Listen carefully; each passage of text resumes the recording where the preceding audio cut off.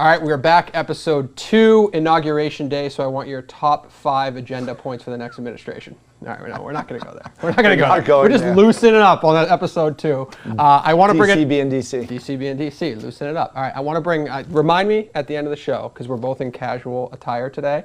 We're always in casual attire. I know that's in your head, but we're ultra casual today. Would you say that from a looks perspective? Okay, right. I feel like the norm, but yeah, maybe you. All right, I want to talk about something at the end of the show. I just need you to remind me. We got a lot to get to. Okay. All right, so we'll get to it at the end of the show. That's a little pro tease again. I'm teaching people how to do it. All right. So we're gonna mix in a little hockey every now because we're hockey guys. We're gonna talk about the Bruins, but before we talk about the Bruins and talk about their lack of scoring in general, let alone obviously on even strength, but in general they're not scoring. Wayne Gretzky, his house for sale for $29 million. Did you see this? Is that on Cali? I did see it. I saw the pics. And he wants to move to Florida, which, I don't know. I just figured he lived in Canada. I didn't even know where he lived. But $29 million. Have you ever heard of a hockey guy living that lavishly? I know he's the great one, but like literally that is like ultra. That's like David Beckham. And this is going to sound a little crazy, but I don't think the house, it wasn't a cool house. Yeah. It was that of like, I hate to say a boxer, but like I can picture like Floyd Mayweather living there or something crazy. Yeah.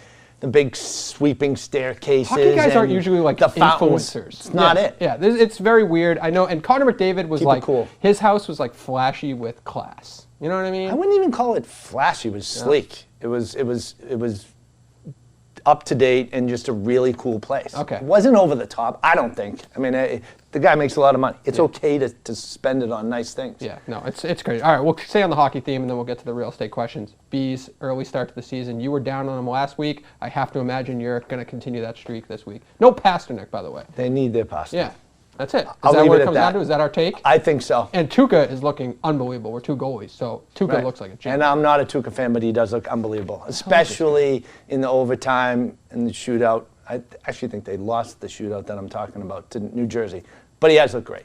I'm not a Tuukka guy? I'm not a Tuukka guy. All right, next we'll move on. We'll move on because I'm rattled now. All right, refinancing. That's our topic number 1 in the real estate world for today.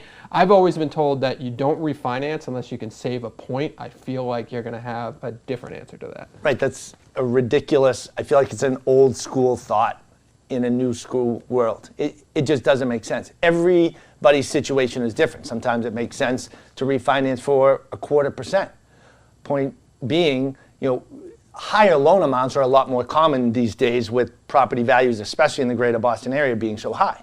So if somebody's borrowing $1 million, which is not that uncommon, saving 0.25% can save you hundreds of dollars a month, and it makes sense, right? Really, it depends on your scenario and what your goal is for the property and what you're trying to do. But to answer your question, it's best to connect with your mortgage professional or us. We can definitely help. Yep. It could be as little as 0.25%. We're doing a lot of people right now in that sweet spot of $350 to $550 for 0.5%, saving people a lot of money over time. But you're checking in on your clients too. Like you're reaching out to them and saying, I can literally save you money right now. Correct. Yeah. So. I mean, and now is the time. They're saying rates are going to stay low through 2021, but that low could be, on a 30-year fix, 2.75 to 3.5 range. I think you're going to hear rates are at all-time lows for a year and a half, and that might mean 3.25, which is not the low, but it's a news story, bottom line. All right, going into another hot topic, one that comes up all the time when you're buying your first home, PMI. Getting rid of PMI. I talk about that all the time with one of my buddies who just bought. Right, what's the process to getting PMI removed? 2 different ways to do it. So you can have an appraiser come out. If you think you have 20% equity in your property, okay, you can call an appraiser, call your lender. They'll call an appraiser, come out to the property and confirm that you have 20% equity. A lot of people right now are just refinancing because their rate could have been, let's say, 3.25, 3.5. Rates are in the 2s right now. Accomplish both with one refinance. Yep. So you're not only saving money on your loan, eliminating PMI, which makes your savings that much greater. And another thing is people don't realize how much equity they've gained in the past couple years. It's a lot in the greater Boston area. Oh, I realize it. It's crazy right now. Right. At least You're for even me. thinking about moving. I am. I never thought you would move. Yeah. Well, my wife is on me like you wouldn't believe. Last question. What was our last question? Why am I blanking?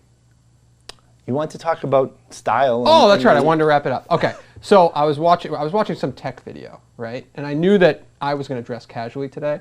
I'm eliminating stress from my life in 2021. All right. I need Devin group now, crew neck. Are you listening to this, Paula? This isn't. I'm not like assigning a role for this project, but I know that this is like Chris's hobby.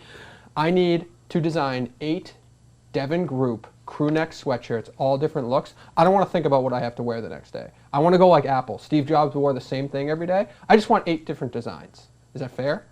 It's fair, but what you're talking about putting a logo on something that you're going to wear each and every day. Yeah, like a different style, like a different color crew neck sweatshirt every day. The logo can be in different spots, bigger, smaller. I just need your input on it. Paul, is he serious? Why?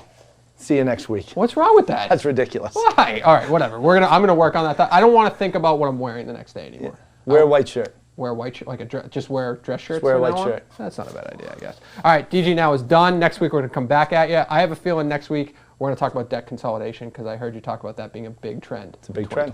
You got it. DG now. We'll talk to you next week.